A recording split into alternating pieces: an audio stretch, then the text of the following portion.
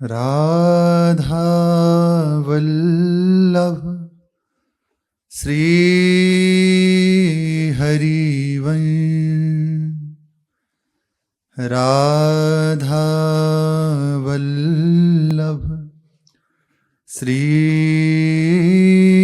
हरिवंश। सत्प्रेम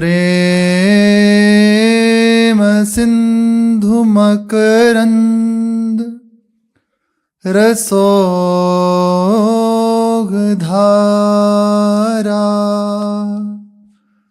सारानजस्रमभिता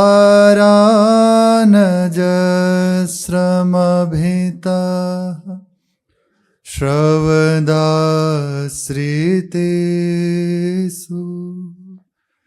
श्रीराधिके तव कदाचरणारविन्दं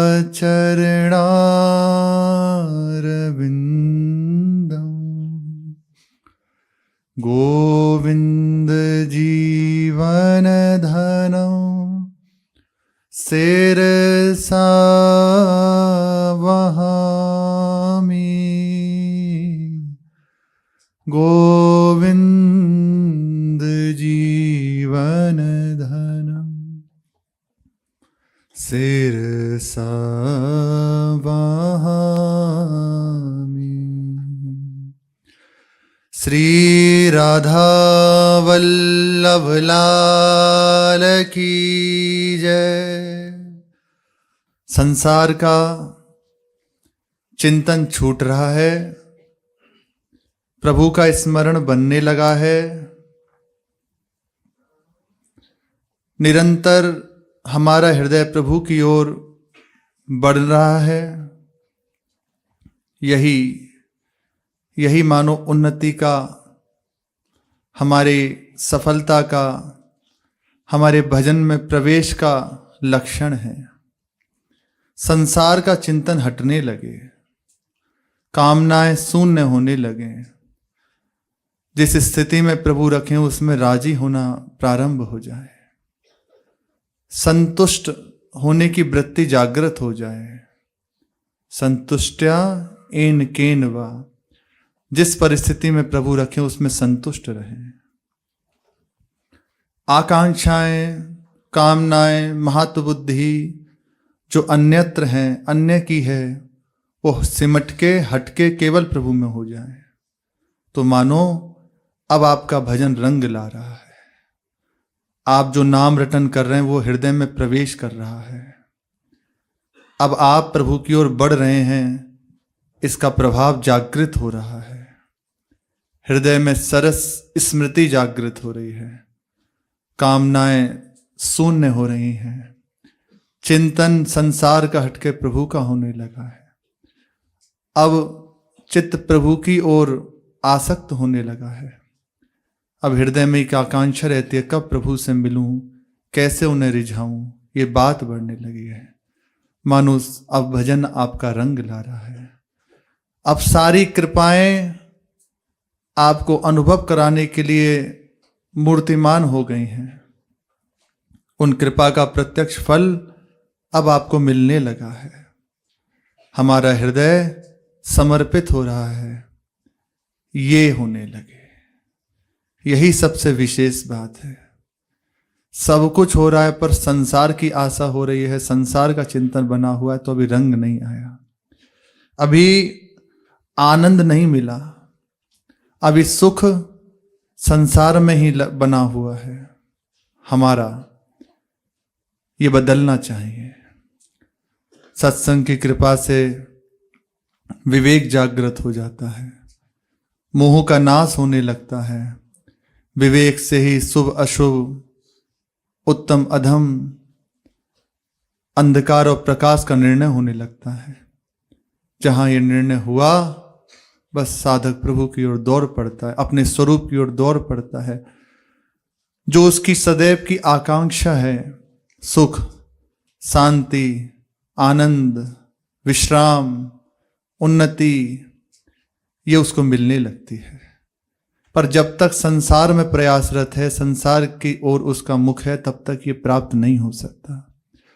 जब उसका मुख प्रभु की ओर हो जाता है, प्रभु की ओर वो चलने लगता है, संसार से पीठ करके प्रभु की ओर मुख कर लेता है, बस प्रतिपल पग पग पर अब उससे ये अनुभव होने लगता है, शांति का, सुख का, आनंद का, विश्राम का अनुभव होने लगता है। प्रारंभ में थोड़ी कठिनताएं हैं, लेकिन उसके बाद तो बड़ा आनंदमय मार्ग है। कुछ यात्रा थोड़ी कठिन है, उसके बाद केवल आनंदमय यात्रा है, क्योंकि आनंदमय प्रभु की ओर चल रहे हैं ना, तो एक एक कदम आनंद की ओर ही बढ़ेगा। और संसार की ओर प्रारंभ में लग सकता है कि अभी बड़ा सुख मिल रहा है, जैसे दाद हो जाए उसे खुजाने में अच्छा लगता है, होता है ना, दाद हो जाए उसे खुजाओ तो बड़ा सुख मिलता है, लेकिन आगे जाके वो बड़ा बीभत्स रूप धारण कर लेगी, बड़ा कष्टप्रद रूप धारण कर लेगी। यही संसार का स्वरूप है। शुरुआत में तो लगेगा खा लिया, पी लिया, भोग लिया, बड़ा सुख है, कि बाद में जब उसका परिणाम आएगा तो बड़ा बीभत्स होगा, बड़ा दुखमय होगा। लेकिन परमार्थ प्रभु की ओर, प्रभु की प्राप्ति के मार्ग की ओर, शुरुआत में हो सकता है कि हृदय जले, प्रतिकूलता लगे, कष्ट मिले, ये प्रारंभिक है, लेकिन एक बार थोड़ी ये यात्रा पूर्ण हुई संतों की कृपा से, आनंद तो तब भी मिलता है जब आप हृदय में जल रहे होते हैं, उस समय भी आनंद मिलता है, क्योंकि बिना आनंद के आप उसको सह ही नहीं सकते। कुछ दिन बाद जहां से कि वो आगे बढ़ा तो बस अब प्रत्येक क्षण अनुभव, आनंद, यहीं उसके कदम लगते हैं। बस इसी बात पे हमारी दृष्टि रहे कि हमारा चित्त संसार शून्य कितना हो रहा है। हमसे जो भगवत कृपा से साधन बन रहा है उसका फल होना चाहिए, उसकी जागृति होनी चाहिए कि हमारा चित्त संसार चिंतन से शून्य होना लगे।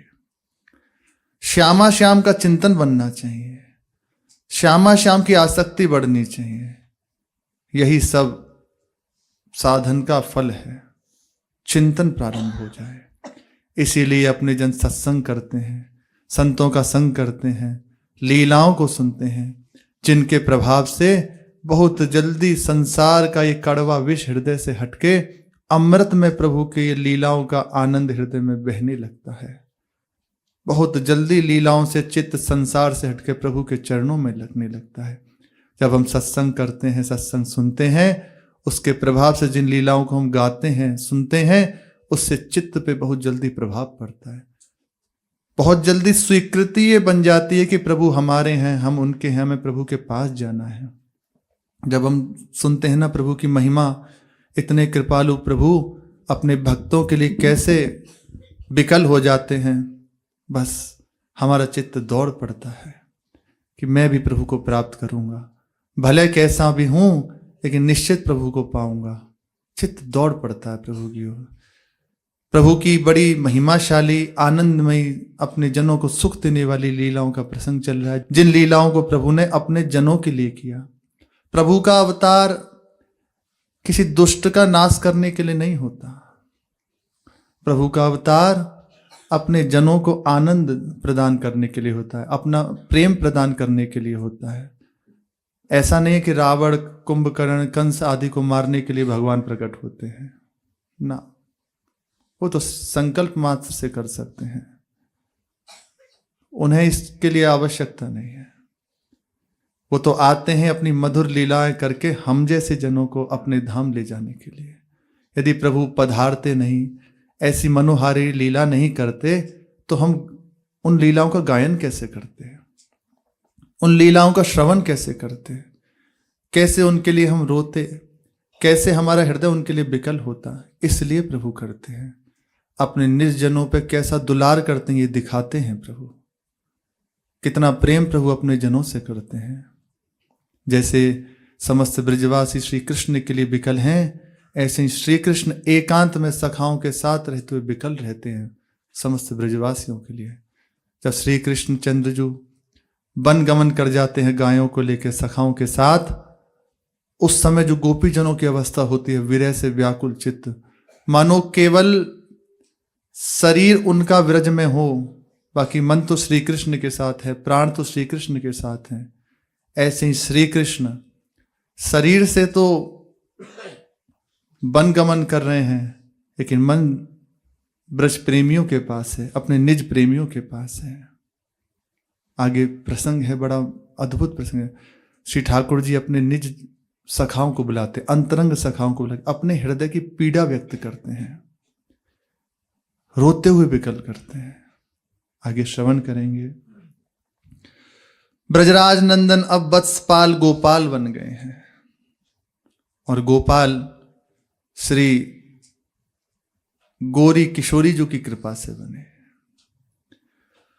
पौगंड मंडित श्री अंगों से एक अभिनव सौंदर्य झड़ता रहता है। अग्रज श्री राम एवं सखाओं के साथ गाय चराते हुए वृंदावन में घूमते रहते हैं। वृंदावन की भूमि उनके चारों चरण तलों का स्पर्श पाकर कृतार्थ हो रही है। प्राविशद गीत कीर्ति बरहा पीरम नटवर बपू कर्णियो कर्णिकारम विव्रदवास कनक कपिसम वैजयंतीं चमाला रंध्रान वेणुरधर सुधया पूरयन् गोप वृंदे वृंदारण्यं स्वपद रमणं प्राविशद गीत कीर्ति।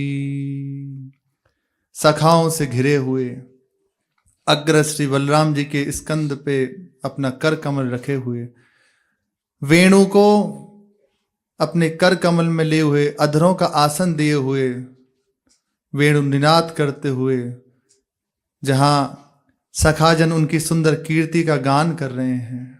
आहा, राम और श्याम वृंदावन में विहरण कर रहे हैं। ऐसा सुंदर भ्रमण है कि कीर्ति जो है बैकुंठ तक जा रही है। चारों चरण तलों का स्पर्श पाकर कृतार्थ हो रही है भूमि। प्रतिदिन श्री यशोदा जी, रोहिणी जी अपने वात्सल्यपूर्ण हृदय से समस्त प्यार लेकर दोनों युगल को, गौर सुंदर श्री बलराम जी और श्याम सुंदर श्री लालजू, उनका श्रृंगार करती हैं। नवनीत एवं विविध मिष्ठान्नों का कलेवा कराती हैं, कुछ छीकों में भर देती हैं और राम श्याम को सुंदर श्रृंगार करके भोग पवा के गायों के साथ विदा करती हैं। वन में चरने के लिए गायों को ले जाकर चराने के लिए भेज देती हैं। वन में सखाओं के साथ विविध क्रीड़ा करते हैं दोनों युगल। कभी मदमत्त मधुकरों का अनुकरण करते हुए गाते हैं, कभी कलहंसों का कमनीय कूजन सुनकर उसी तरह की ध्वनि करते हैं, कभी मयूरों का मनोहर नृत्य देखकर उन्हीं की तरह नाचने लगते हैं। इधर ब्रजराज नंदन इन विविध लीलाओं में मस्त रहते और उधर गायें चरती रहती। वन में दूर चली जाती, तब लालजू को एकाएक ध्यान आता और गायों की ओर अपना खेल छोड़कर दौड़ते, सखाओं को सूचना देते और दौड़ते जा रहे हो, कहते जा रहे हैं। कदम पर चढ़ के गायों का नाम ले लेकर पुकारते, पीतांबर फहराकर उन्हें अपनी ओर बुलाते।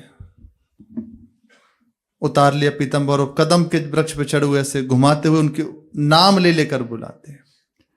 टेरत ऊंची टेर गोपाल, दूर जात गैया भैया हो, सब मिल घेरो ग्वाल। संबोधन करते अपने सखाओं को। ले ले नाम धूमरी धोरी, मुरली मधुर रसाल, चढ़ी कदम्ब चहु दिसिते हेरत, अम्बुज नयन विशाल, सुनत सबद सुरबी समुहानी, उलट पिछोरी लाल, टेरत ऊंची टेर गोपाल। ऊंची कदम पे चढ़ के नाम ले लेकर लालजू महाराज पुकारते। गायों के कान में जो ही श्री कृष्ण का सुंदर वचन प्रवेश करता, तुरंत उनके कान खड़े हो जाते और पूंछ उठा के दौड़ने लगती। कोई पहाड़ पर्वत क्या है, कुछ नहीं, बस दौड़ने लगती, विकल होकर दौड़ने लगती कि जहां श्याम सुंदर हैं। और जिस वृक्ष पे खड़े हैं ना, उसी के चारों ओर आके सब खड़ी हो जाती और एक साथ मुख ऊपर करके उनका दर्शन करती। बड़ी मनोहारिणी शोभा श्री श्याम सुंदर की होती है। अलकावली पे सुंदर गौरज मंडित है। श्रीअंग में वन रथ से चित्रकारी हो रही है। यद्यपि श्रृंगार मैया ने किया है, लेकिन फिर भी सखाओं का एक अलग श्रृंगार है। पत्र ले आए, पुष्प ले आए और उसे कहीं कहीं खोस दिया। नूपुर धारण किए हुए, लेकिन उनमें भी सुंदर पत्तों से बनाई हुई जैसे तोरण होती है ना, ऐसे सुंदर चरणों में बांध देते। पंचरंगी बैजंती माला धारण किए हुए हैं, लेकिन सखाओं की एक सुंदर अलग माला, ये प्रेम माला होती है, इसे धारण कराते। इसी को नटवर बपू कहते हैं। यही नटवर रूप धारण करके ब्रजवासियों का, वनवासियों का, अब वन में सब हैं, सखा भी हैं, गाय भी हैं, हरिण भी हैं, मोर भी हैं, सब हैं, और कुछ भीलनियां भी हैं। वो भी सब श्याम सुंदर का दर्शन करते हैं। एकटक नेत्रों से मानो पान कर रही हो, ऐसी सुंदर शोभा होती। अनेकों मनोहारिणी लीला ध्वनियों से श्री गोवर्धन के समीपवर्ती वन प्रांत, सरित, तड़ाग आदि सभी निनादित होते रहते हैं। जिस समय मनमोहन श्याम सुंदर अपनी बांसुरी में स्वर भरते, उस समय तो समस्त वृंदावन ही एक अनिर्वचनीय रस सुधा धारा से प्लावित हो उठता। वनवासी चर अचर प्राणी उसमें बह जाते हैं। खेलते खेलते सुधि आती कि चलो अब सखाओं को भूख लगी होगी। लालजू को स्मरण होता, जैसे भक्तों को अपने प्रभु की स्मृति रहती है ना, अब प्रभु को भोग लगाना है, श्रृंगार करना है, शयन कराना है, ऐसी प्रभु को हर समय स्मृति रहती है। जिनका जीवन प्रभु के चरणों में समर्पित हो गया है ना, जिनको प्रभु ने स्वीकार कर लिया, तो हर समय प्रभु उनकी चिंता करते हैं। अत्यंत वात्सल्यमयी माँ जितना दुलार एक अपने पुत्र को करती है, उससे अनंत गुना भगवान दुलार अपने भक्त को करते हैं। हर समय चिंता करते हैं, इसको पवाना है, इसको वस्त्र पहनाना है, इसको कहीं रखना है। हमारी आपकी व्यवस्था कौन कर रहा है? कोई व्यक्ति कर रहा है। पर हमारी गलती ये है कि हम प्रभु को नहीं देखते, हम व्यक्ति को देखते हैं। हम उन शरणागत वत्सल प्रभु को नहीं देखते, जो हर समय हमारे लिए अपने अजान बाहु फैलाए हुए हैं। हम उनको नहीं देखते।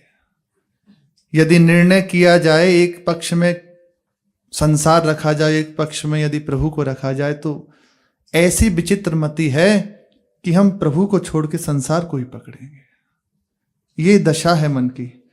लेकिन प्रभु इस भी अवस्था में कभी नाराज नहीं होते।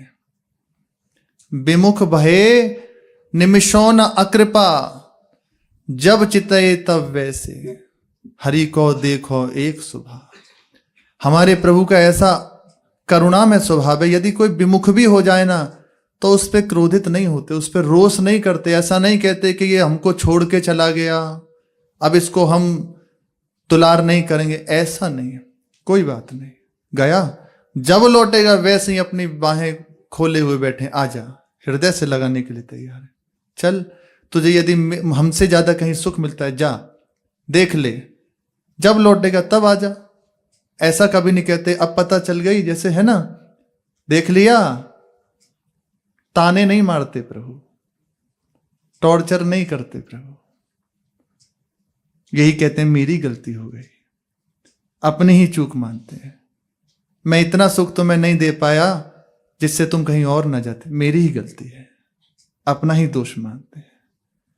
ये उनकी महिमा है।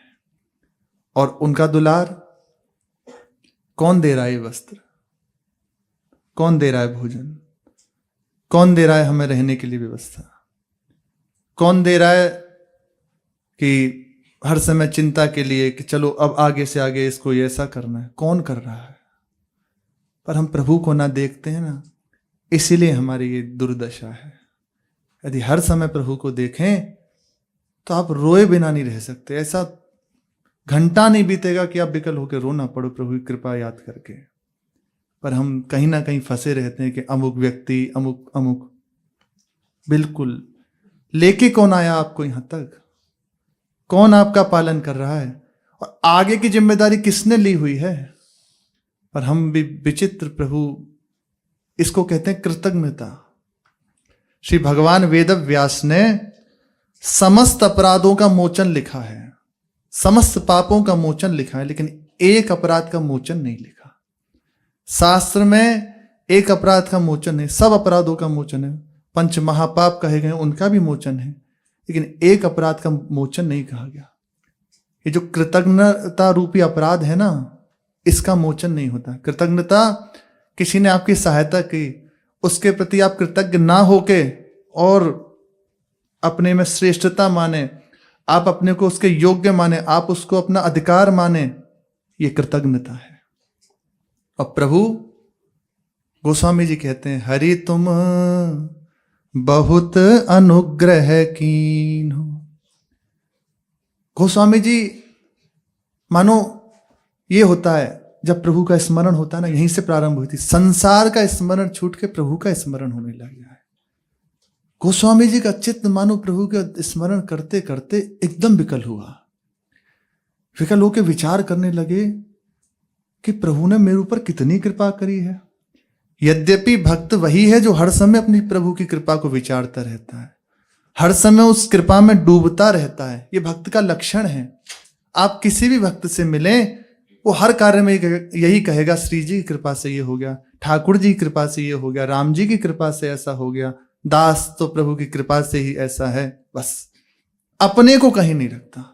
यदि प्रभु ऐसा नहीं करते, श्री ठाकुर जी, श्री जी ऐसा नहीं करती, तो आज ऐसा संभव नहीं था। कभी अपने को नहीं रखता। भक्त केवल प्रभु को रखता है बीच में। वो देखता है, वो कोई बनावट नहीं होती, वो वास्तविक होती है। श्री जी की कृपा से ऐसा हो गया, श्री जी ही ऐसा करा रहे हैं, श्री जी ने ऐसा बुलवा दिया, श्री जी ने ऐसा करा दिया, किसी को लाभ हो गया, श्री जी की कृपा से हो गया। हम कहीं नहीं है। हर समय जो प्रभु की स्मृति में रहता है, प्रभु की कृपा मनाता रहता है, प्रथम भक्त का लक्षण है। हर समय अनुकूलता से प्रभु का चिंतन करता रहता है। गोस्वामी जी हर समय चिंतन में ही है, पर नवम नवम तरंगे जैसे उठती हैं ना समुद्र में, जैसे नई नई तरंगे होती हैं, ऐसे ही भाव की नई नई तरंगे भक्त के हृदय में जागृत होती हैं। उस भाव में डूबा हुआ मानो एक और प्रभु की कृपा में तरंग जागृत हुई।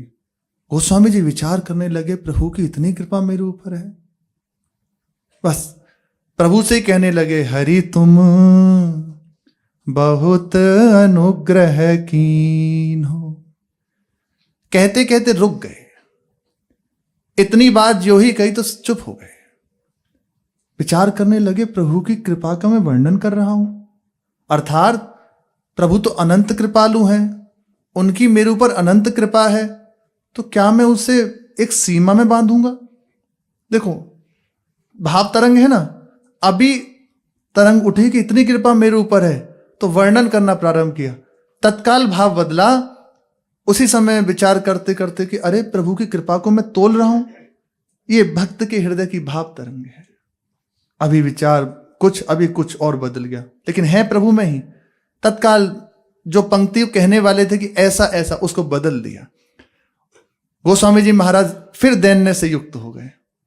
कहने लगे, साधन धाम विविध दुर्लभ तन मोहि कृपा करि दीन हो।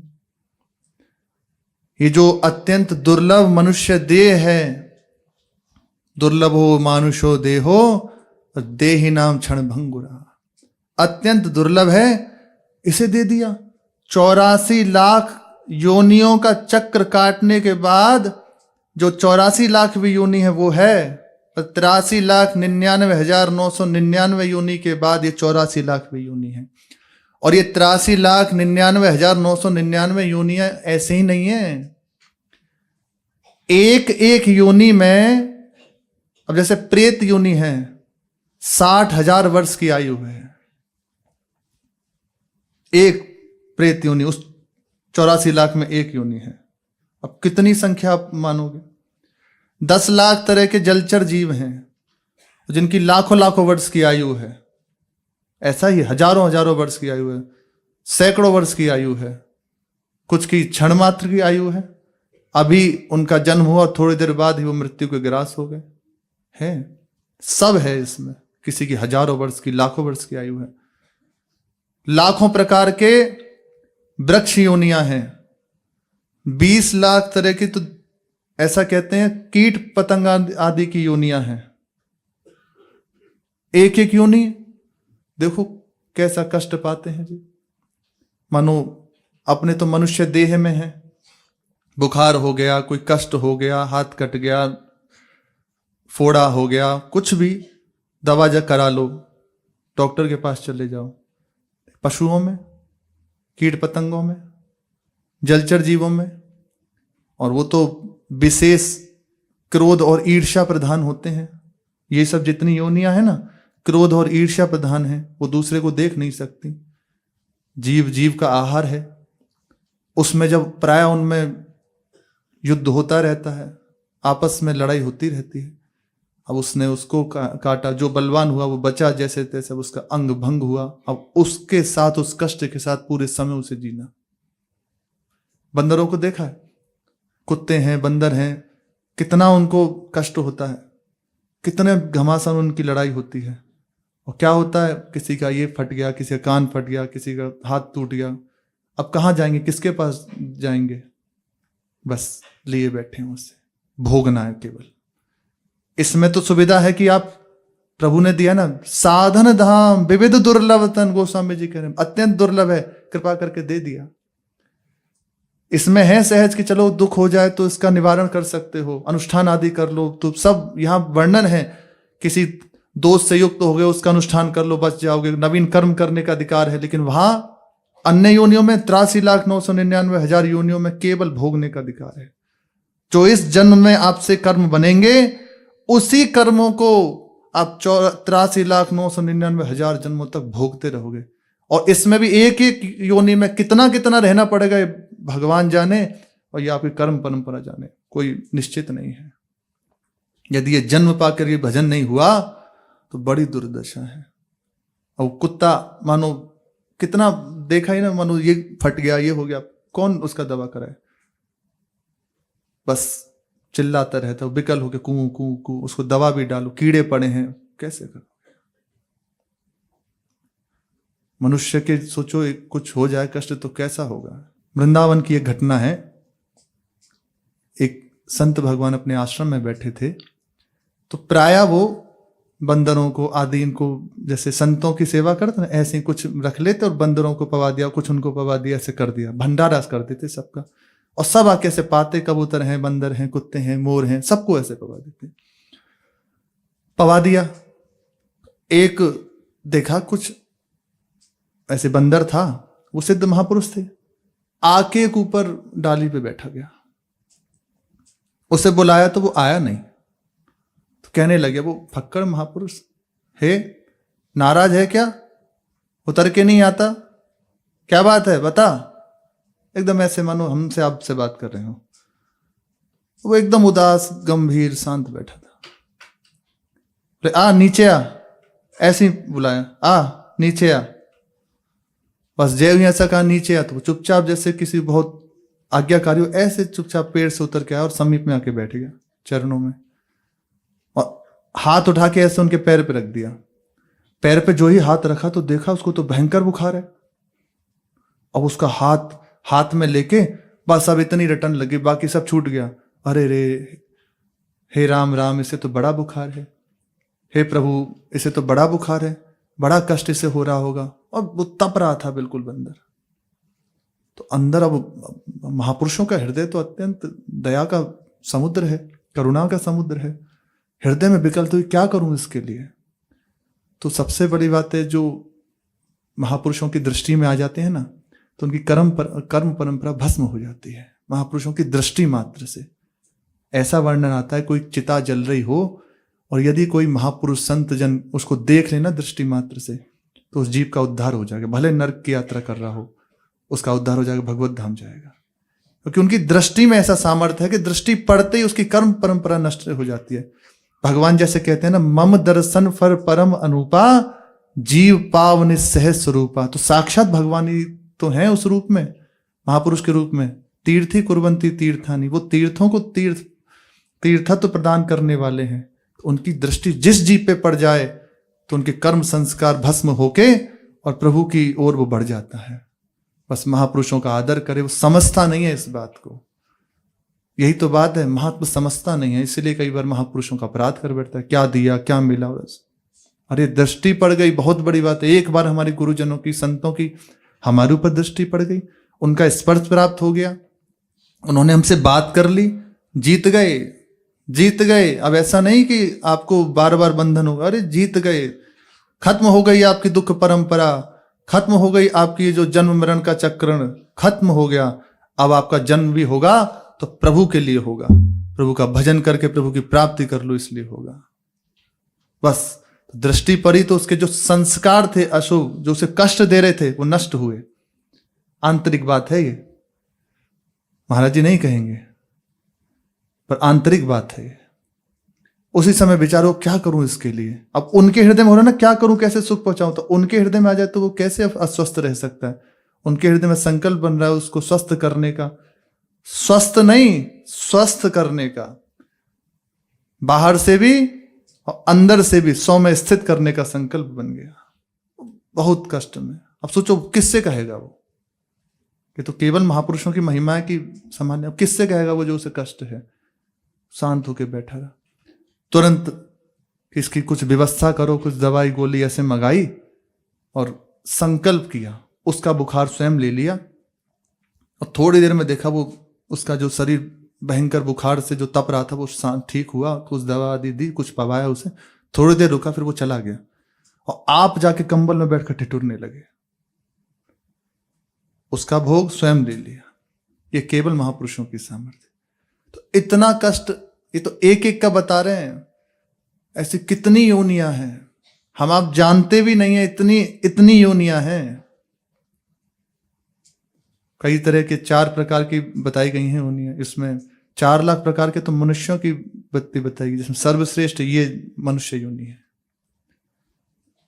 गोस्वामी जी इसीलिए कह रहे हैं, साधन धाम विविध दुर्लभ तन, मोहि कृपा करी दीनो। आपने कृपा करके दे दिया। फिर विचार करने लगे कि इसमें भी ऐसा लग रहा है कि मैं प्रभु की कृपा को तोल रहा हूं। क्या मनुष्य जन्म मिल गया तो बस प्रभु की कृपा हो गई, उससे बराबरी हो गई कृपा की? मनुष्य जन्म दे दिया तो कृपा की बराबरी हो गई प्रभु की? नहीं, ऐसा तो नहीं है। कहां भटक रहे थे, कहां लाए, और केवल यहीं छोड़ थोड़ी दिया, अब कहां ले जाएंगे। बस विचार करने लगे कि कृपा को तोलना नहीं है, हम तो बस दैन्य बने रहे। कोटि हो मुख कही जात न प्रभु के, एक एक उपकार। आहा, कोटि हो मुख कही जात न प्रभु के, एक एक उपकार। तदपि नाथ कछु और मांगी हो, दीजय कृपा विचार। गोस्वामी जी कहने लगे कृपा को तोला नहीं जा सकता। भक्त का लक्षण है हर समय कृपा मनाता रहे।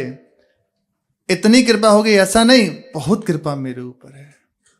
बस तो विचार करने लगे, यदि हम कह दें प्रभु से कि प्रभु आपने इतनी कृपा कर दी और हमें मनुष्य जन्म दे दिया, तो ऐसा लगता है कि हमने बस कृपा को तोल दिया कि बस इतनी कृपा। नहीं नहीं प्रभु, यदि मैं आपकी कृपा को एक एक करके वर्णन करूं तो भी करोड़ मुखों से वर्णन नहीं कर सकता। करोड़ करोड़ मुख मुझे प्राप्त हो जाएं तब भी मैं आपकी एक एक कृपा का वर्णन नहीं कर सकता। लेकिन नाथ, हमारा तो स्वभाव मांगता है, हमारा मांगने का स्वभाव है। बोरी सखी कहती है मोहे टेरन की कछु बान पड़ी है। बस हमारा स्वभाव है।